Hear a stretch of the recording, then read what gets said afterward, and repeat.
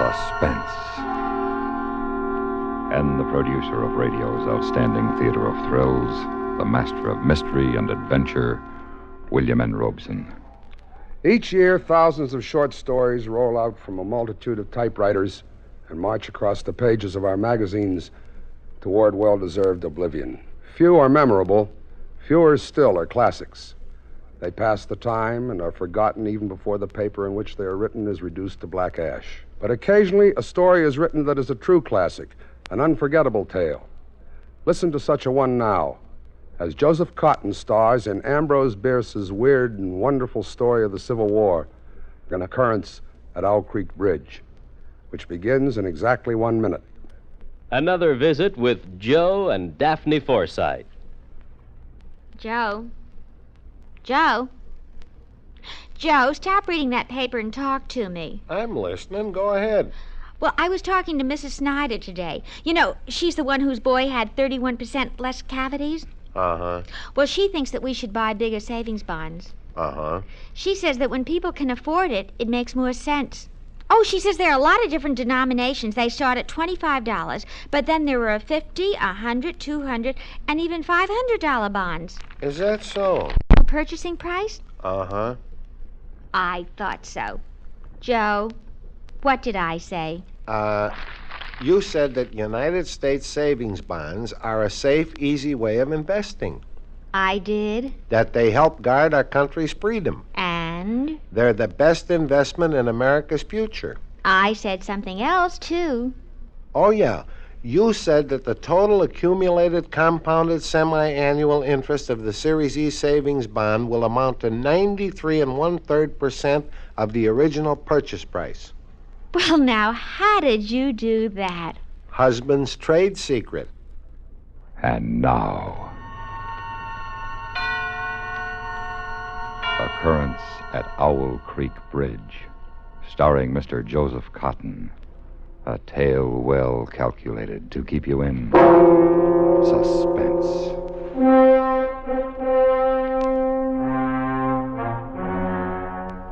A man stood upon a railroad bridge in northern Alabama, looking down through the ties at the swift water 20 feet below. The man's hands were behind his back, the wrists bound with a cord, and a rope closely encircled his neck. It was attached to a stout cross timber above his head. He thought, if I could free my hands, I might throw off this noose and dive into the creek. If I swam underwater, I would be safe from their bullets. If my wind held out, I could make the southern bank, take to the woods, and get away home. Peyton Farquhar, Alabama planter, stood at the end of a plank. A captain of the Union Army and a sergeant stood at the other end. When they stepped aside, the plank would tip upward, and Peyton Farquhar, Confederate spy, would slip between the ties to hang until dead above the muddy water of Owl Creek. The captain steps aside, draws his sword, flourishes it to a carry, sings out a command. The men on the bank smartly spread their legs, thrust hands forward over their rifle barrels. The sergeant on the end of the plank takes one step to the left. The plank tips forward, and Peyton Farquhar drops between the timbers of Owl Creek Bridge. It takes longer to tell it. As you drop downward, you lose consciousness. You are as one already dead. Then you awaken sharply in pain. To feel, not to think, just to feel. The cutting pressure on your throat, the agonies of pulsating fire shooting from your neck downward. To feel the fullness, the congestion, the head bursting with suffocation. Distantly beyond, outside yourself, you hear a splash. Remotely, you sense cool, wet, green darkness. The rope is broken. You have fallen into the stream. Come, Peyton. They can't lick you. The rope's giving. Again. Try once more.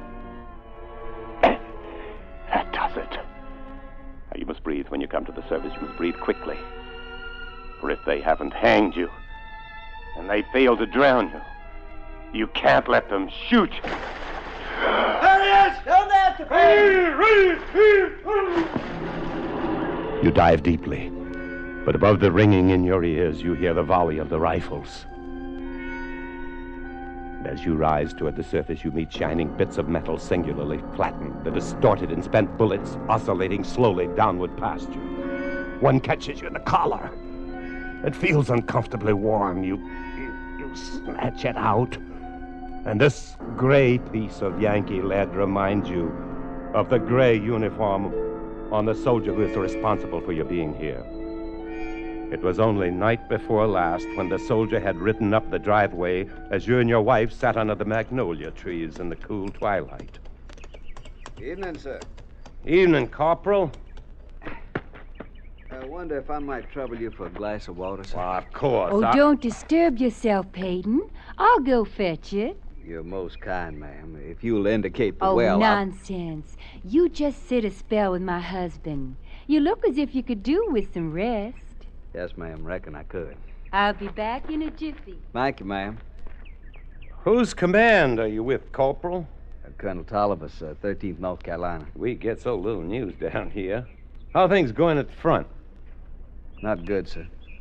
Damn Yankees are getting ready for another advance. They're repairing the railroad. They got it in shape almost to Owl Creek Bridge. And they got an outpost there. Once they can run trains beyond the bridge, there's nothing to stop them between here and Atlanta. Then why hasn't the bridge been destroyed? Military couldn't get near it. Civilian might. Owl Creek Bridge. Well, that's not far from here, is it? Less than 20 miles.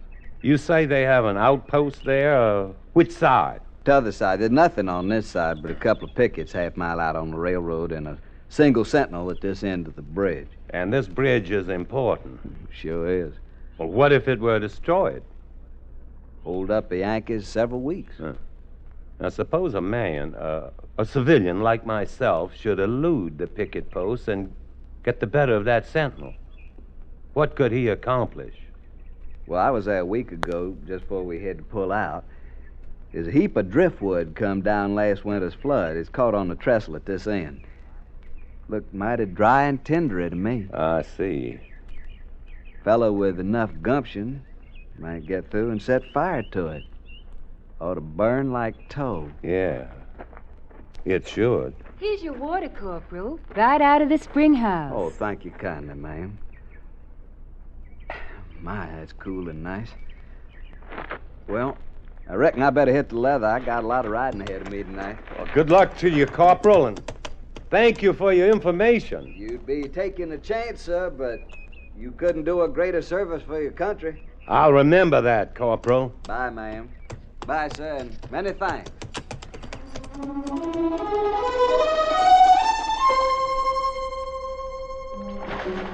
You break the surface of Owl Creek for a second time, and now you are much further downstream, further away from the Union soldiers on the bridge, reloading their guns, the ramrods flashing in the morning sun. Then something seems to grab you. You're whirled round and round, spinning like a waterlogged top. You're caught in a vortex, a whirlpool. The water, the banks, the distant bridge, the soldiers become indistinct blurs. And you're helpless. You feel dizzy and sick to your stomach, just as you felt last night when you crept up the bank toward the lone sentinel at the south end of the bridge and discovered that the sentinel was not alone. There he is, boys! Grab him! Got him, Sergeant! Well, Mr. Peyton Farquhar, we've been expecting you. How did you know mine? That ways. Well, look here, I'm a civilian. Now save your breath. Thank your maker we didn't shoot you in the back. We don't do things like that up north. You'll get a trial, everything fair and square. All right, bring him along, man. Here he is, Captain, right on schedule. Good work, Sergeant. This the man, Lieutenant? That's him. Why, you were the corporal who stopped at my plantation last night. That's right, Mr. Farquhar, but not of the 13th North Carolina Volunteers. Mr. Farquhar, this is Lieutenant Saltonstall, Intelligence Officer, 5th Massachusetts Regulars. You've trapped me. You've deliberately led me into a trap. I'm a civilian, a planter. And also a Southern patriot caught in the act of sabotage. You can't prove it. We don't have to. But why have you done this? Why have you deliberately trapped me? It's so much easier to eliminate civilian resistance by luring it into the open. You fell for the bait. Too bad. Now, look here. It is my constitutional right. Which Constitution? The Constitution of the United States of America or Jeff Davis? You insulting Yankee. Remember your manners, sir. I demand a trial. You've just had it. Post a guard over him, Sergeant. Yes, sir. We'll hang him in the morning.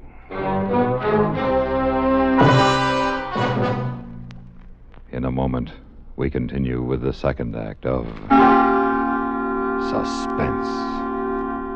In what form can an act of military heroism be acknowledged?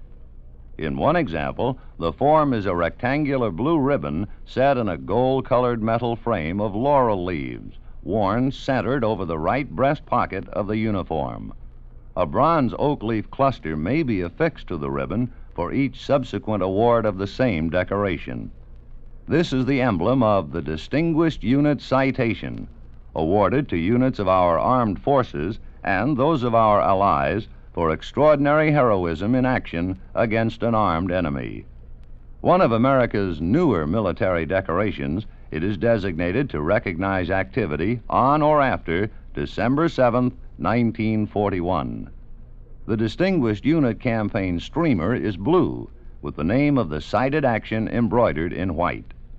To be eligible for this citation, the degree of heroism required is the same as that which, in an individual, would warrant the presentation of our second highest award for valor, the Distinguished Service Cross. The Distinguished Unit emblem may be worn permanently by all those involved in the cited action, but for those individuals joining the unit later, the emblem may be worn only for the duration of their assignment. Both as individuals and as members of military units, America's servicemen have proved themselves worthy of medals and worthy of admiration by their countrymen. And now, starring Joseph Cotton, Act Two of Occurrence at Owl Creek Bridge.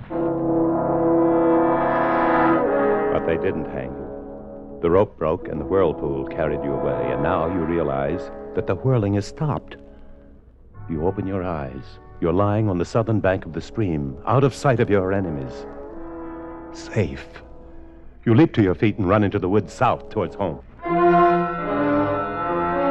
It's nearly noon now, and for half an hour you've been plunging through a swamp waist-deep in green ooze.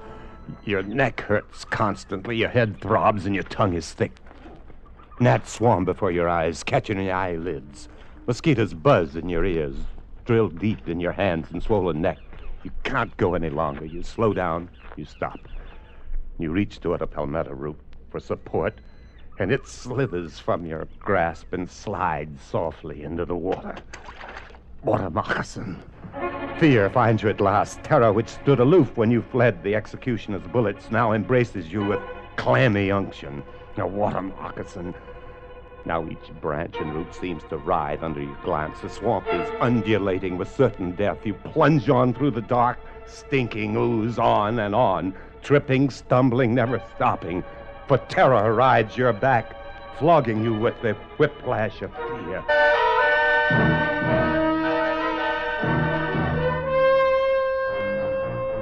Jethro gonna have Mas Farquhar fit as a fiddle in jig time. Now you just drink this here yob tea, Mas Farquhar. Thank you. Jethro. That's a Mas What Farquhar. are you doing here? I lives here. You live... Where am I? What happened? Well, I was pulling my dugout and coming home through the swamp with a mess of catfish, and I sees you laying out there on the bank in front of my cabin. Jethro, I heard... I thought you were dead. Who, me? Dead? Of course you thought Jethro was dead. You knew he had consumption when you sold him. You knew he couldn't last long, and he wasn't earning his keep. His wife and his daughter had carried on some at first, but after a while they calmed down. And last you heard of Jethro, he was dead. You thought I was dead, Mas Farquhar. What's that? Don't you know what done happened to me? I'm free. I'm free at last. Yes, sir, I'm free. And I expect pretty soon my woman and my little girl gonna come along and join me. How is they, Mas Farquhar? Is they well? Yes, indeed. They're both fine. Oh, I'm sure glad to hear Jethro, I don't know how to say this, but I really was sorry about having to sell you. But there wasn't anything else I could do. I understand, Mas Farquhar, and don't you pay it no mind. I done forgive you long time ago. You have? Well, sure. Don't the Lord tell us to forgive those who trespass against us? And don't the Lord promise us we shall be free? Don't you worry none about it, Mas Farquhar. Hey, here now. Quiet there, Spot. Quiet, chigger. They must have heard a razor back in the brush. No, ain't no horse. Look, Mas Farquhar, there's a horse coming down the back road. Why, I swear it's a soldier.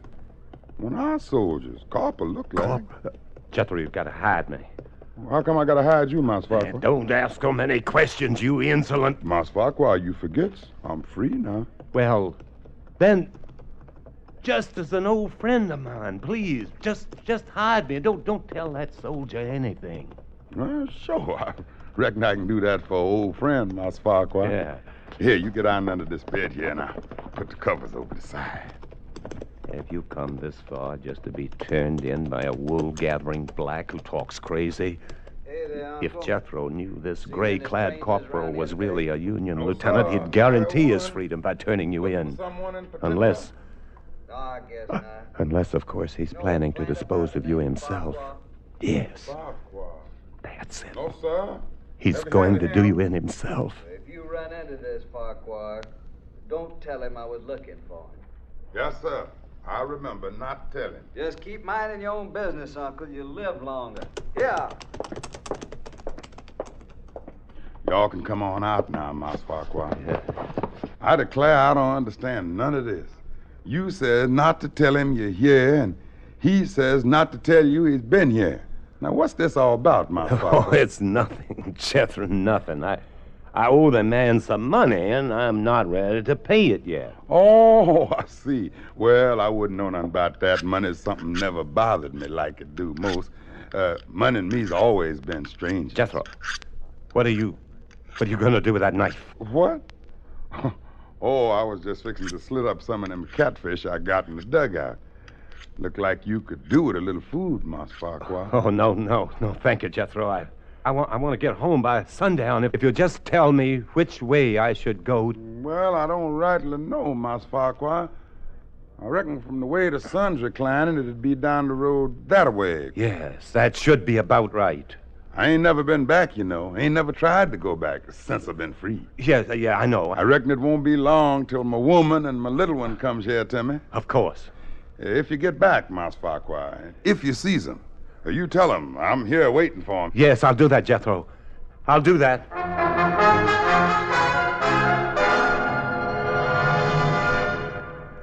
In just a moment, we continue with the third act of Suspense. We have, together, ample capacity and freedom to defend freedom. This is NATO, the North Atlantic Treaty Organization. The strategic land area covered by the North Atlantic Treaty is vast and is divided into three major commands in accord with geography and political factors: European, Atlantic Ocean, and Channel commands.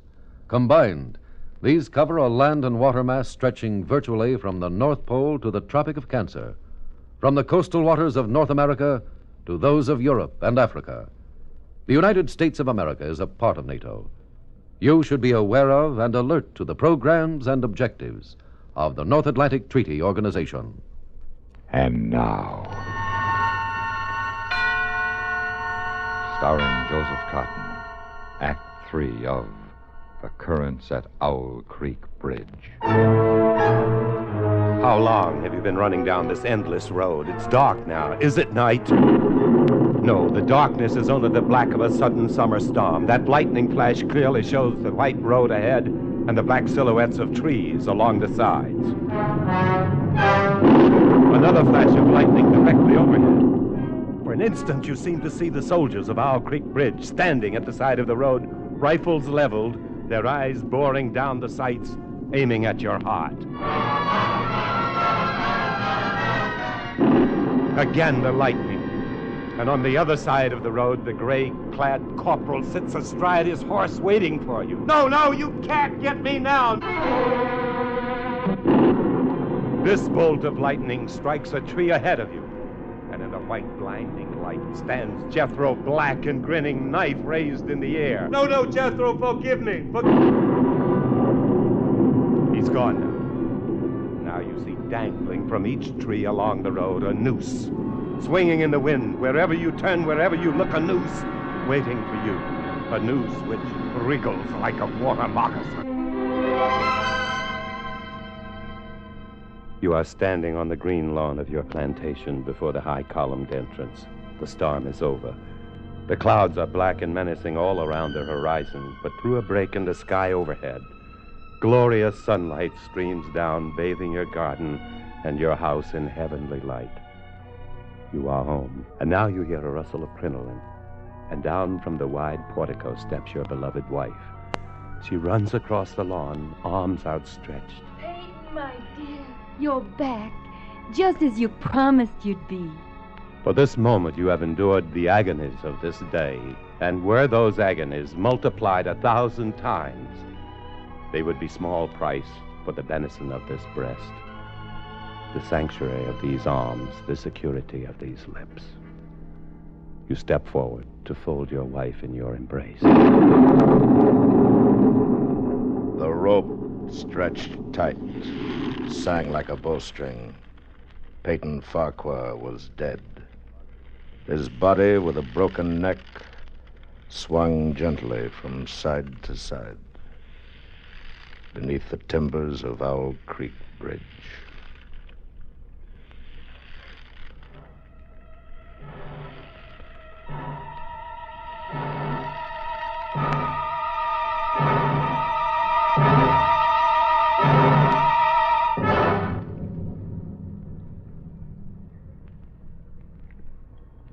Suspense,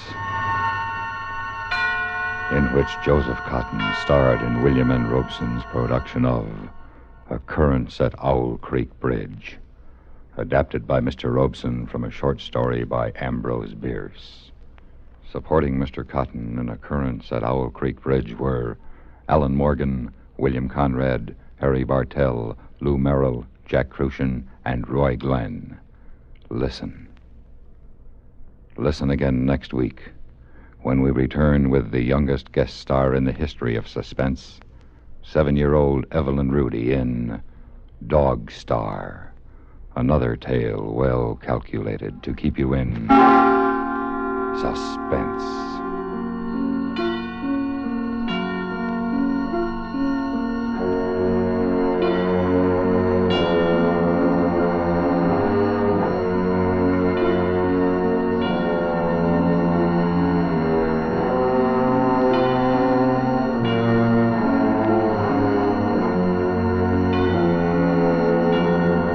Suspense has been brought to you through the worldwide facilities of the United States Armed Forces Radio and Television Service.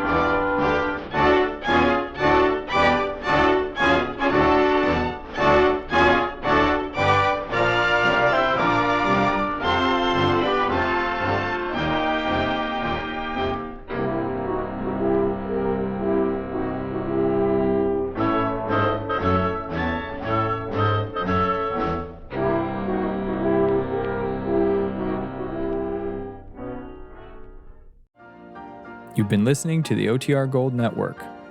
Find more classic radio at otrgold.com.